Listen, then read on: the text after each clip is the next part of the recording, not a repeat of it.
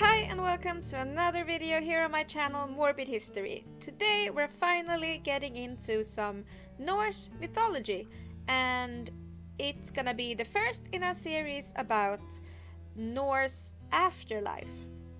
And today we're talking mainly about Hel. Let's get into it. Before we get into who Hel is and Helheim and that entire history, I thought that I'd go very quickly to the different parts of hell or the afterlife that you could otherwise end up in if you died. First, of course, we have the most famous one, Odin's Valhalla, where warriors ended up. We all know that, don't we? But what many people don't know is that he only took half of the fallen soldiers. Freya also took a large part of them to her place, Folkvang. Then we have Ran's Hall, where people who died of drowning came. Ran pulled the dead people in a big, like, fishing net down into her kingdom on the bottom of the ocean. Then we have a place called Gimle, where honorable people ended up. We have a place called Trudvang, which is actually Thor's afterlife place, where slaves ended up.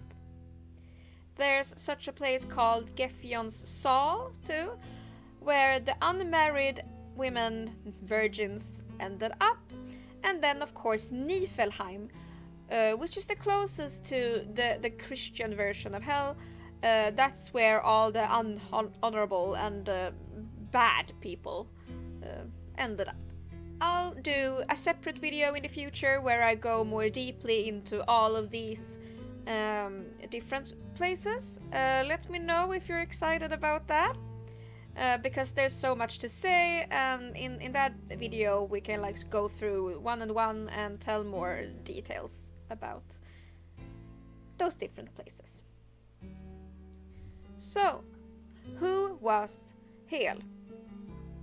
Hel is like Old Norse word for att gömma, dölja, which means like to hide something, which could come from a lot of different things, but like to hide the body in the grave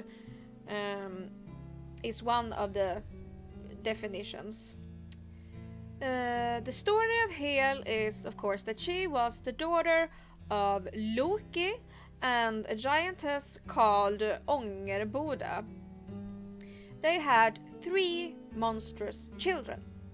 One of them was the famous Midgårdsorm, and then we had the Fenrir-ulv, and of course Hel. When Odin had a few nightmares about these monstrous poor children, he thought that they would bring the end of the world, like in Ragnarök. He saw these dreams that he interpreted as visions into the future, and he decided to put a stop to it. So he went to visit Loki and his children, and what he did was take the Midgårdsorm, who wasn't really big by this point, and he placed him into the ocean, where he of course grew into the world serpent.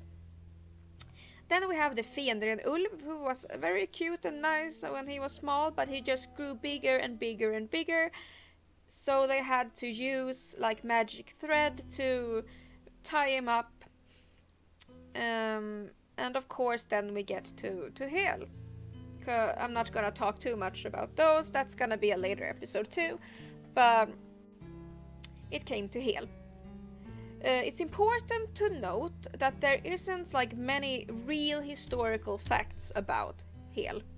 So it's very hard to actually know what's true and what's not. A lot of the stories about Hel were written by Snorri, and he had a bit of a Christian viewpoint of the world when he wrote it. So yeah, but I've read many books now, and different sources I've pulled from, and just in short, Hel was a very beautiful girl. By this point, she wasn't the horrid creature that she became, but Odin could see that she was gonna bring a lot of darkness and all that, and that she was gonna be a big reason for the downfall of the world, Ragnarök. So he basically pushed her down into Niflheim, the world for the dead, and when she hit the ground, that's when half of her body became corpse-like, on like decayed, and she got deformed and stuff, and the other half became white or blue in some cases, like a corpse. And that is the way that we usually see her in interpretations of art and the law. She was by no means a goddess of death. She was just, for the gods, they saw her a bit of like a monster, half giantess and all that. But she formed herself a little kingdom that they called Helheim down there, and by all accounts, this is where people who died of natural causes, sickness, and other, like, people who weren't honorable but still weren't bad, they came to hell. To Hel. It's not. Hel is the Swedish way to say it. By the way, the word Hel actually lives on today in the Swedish word for hell, in helvete. So that's a fun fact too for you. Either way, the world that she created down there was not like our Christian fire and brimstone, everyone's just living their worst life. It was more like a very gloomy version of our world, but they did the same things. They had parties, drank, and farmed, and lived like they did on Earth, but it was just a bit more gloomy. Down there, she lived in an äresäte, like a giant house, of course, and she had kinda morbid, funny names to her things around the house. Like her plate was named Hunger, her knife was named Svält, her bed was named Sjukläger, and she had trälar, which were kind of slaves, who were called gånglate and gånglat. And they walked so slowly that no one ever actually saw them move.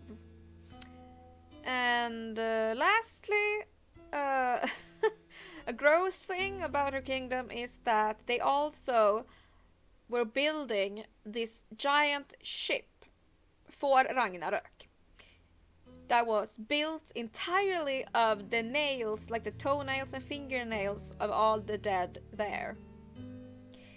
And it was called Nagelfar.